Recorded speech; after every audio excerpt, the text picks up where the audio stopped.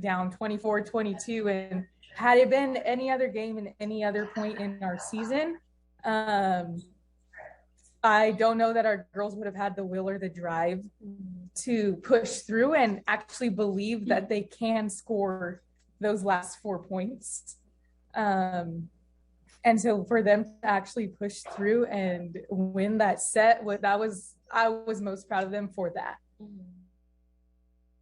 While head coach Christina Bird was hired the day before tryouts were to be held for the Spartans, Bird took over a very young team with no players having any varsity experience. Her and assistant coach Ivana Lopez took on a one-game-at-a-time approach and also preached resiliency. It's because of their resiliency that they are now the CIF San Diego Section Division V champions. The Spartans entered the playoffs as a number 3 seed and quickly disposed of Palo Verde in straight sets. They defeated the second-seeded Del Lago Academy on the road in 5 sets before meeting Kearney in the final. Up 2 sets, but trailing the Comets 24-22 in the 3rd set. Head coach Christina Bird called a timeout. And after, the Spartans won the next 4 points en route to the division title. Girls, this is your chance to show that resilience that we've been talking about. And so, like, you guys have to believe that you can go out and get it. And they did. And so, yeah, I think, honestly, like, when they won, I was just so proud. Like, yeah, they were happy they won, but I was just proud of them for pushing through. Super surreal, just seeing, like, I don't know, the fact that it happened in 3 sets, it almost felt like there's no way, like, I don't know. For me, it was super surreal. It's crazy. The Spartans are now the 13th seed in the southern section of the state playoffs and will travel to Los Angeles tomorrow to face the 4th seed, Chatsworth. Congrats, ladies, on a fantastic season, and best of luck in the state playoffs tomorrow. And we take you now to the home opener in the house with Kyle Isaacs and AWC men's basketball hosting Andrew Robinson and the Imperial Valley College. New AWC Sports Information Director Michael Broskowski calling the game. First possession of the game, Evan Butts drives into the paint for the Matadors, gets the bucket, and the foul as he topples head over heels. Would miss the free throw. Moments later, Jalen Patterson finds Butts in the corner, and Butts delivers from downtown with a 3.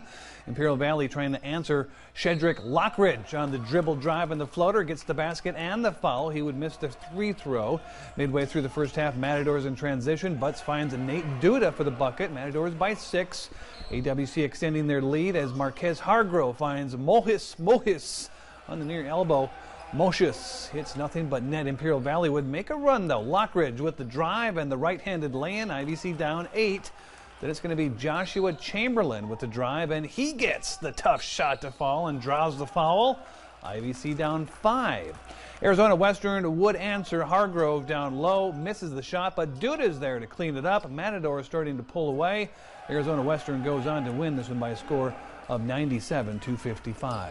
To high school cross country, and the Gila Ridge Hawks are really starting to gel as a collective unit on both the boys and girls squads. Back-to-back individual district champion Jasmine Estrada, Taylor Ketty, and Marta Ratty are a trio of seniors that are looking to compete for high placings at this weekend's coming Division II state championships. Now, on the boys' side, seniors Justin Vandenberg and Eduardo Marquez also come into the state with high ambitions of their own. Now, although the Hawks aren't one of the favored front-runners going into next weekend, they're going in with a lot of confident, nothing-to-lose mentality. We've really been emphasizing that anything can happen. Other teams' runners aren't always going to be on their A game, and so they really just need to focus on being mentally tough going into this weekend and running the race as best as they can. And we think that on both the boys and the girls' side, they've got a chance to really take a shot at one of those top few positions in the state. And win or lose at state, the Hawks will fly into next season having to replace the 10 seniors on their overall team roster of 24 student athletes. Now to my top plays of the week. Number 5 is Yuma Catholic's Richard Stallworth letting it loose and finding Austin Rush for the 57-yard touchdown during Friday's playoff win. Number 4 is Calexico's Ernesto Sanchez, and Big Ern exits stage left and he shows off his taillights in a 40-yard touchdown run. Bulldogs win a home playoff game for the first time in what seems decades. Number 3 comes from Hopeville's Cameron Walker. She's on the block, then drops the hammer for the kill and adds a little spice after. Number 2 is AWC's Tyler Usua, who makes the save running into the stands Ani Montano slides to get the ball over the net, and it's a point. And number 1 is the Central volleyball team winning the CIF San Diego Section Division 5 title.